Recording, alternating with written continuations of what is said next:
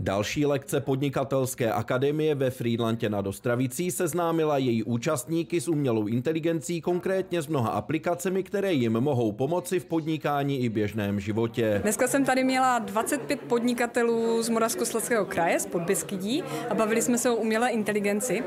Lidi většinou nejvíce zajímá, kterého chatbota si vybrat, protože jich je hodně na trhu, každý umí trošičku něco jiného, takže jsme se bavili o tom, který ten nástroj, který chatbot je pro ně nejvhodnější, se kterým můžou konzultovat ten svůj biznis nebo zpracovávat věci, které běžně dělají ručně a můžou si díky nim ulevit od administrativy. No a kromě chatbotu jsme si ukázali taky další aplikace, které jsou poháněné umělou inteligencí a které jim vlastně v tom rozvoji podnikání můžou pomoct právě buď s administrativou, nebo s lepším marketingem, s propagací, anebo třeba se zpracováváním nějakých souborů a dat, které mají v rámci toho svého podnikání.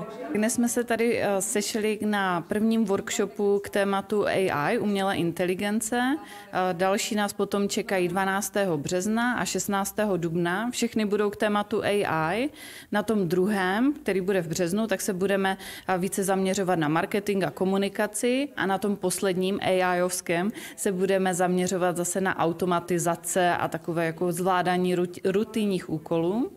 A co se týče Akademie pro podnikatele z Beskyd, tak ty akce máme vždycky každý měsíc.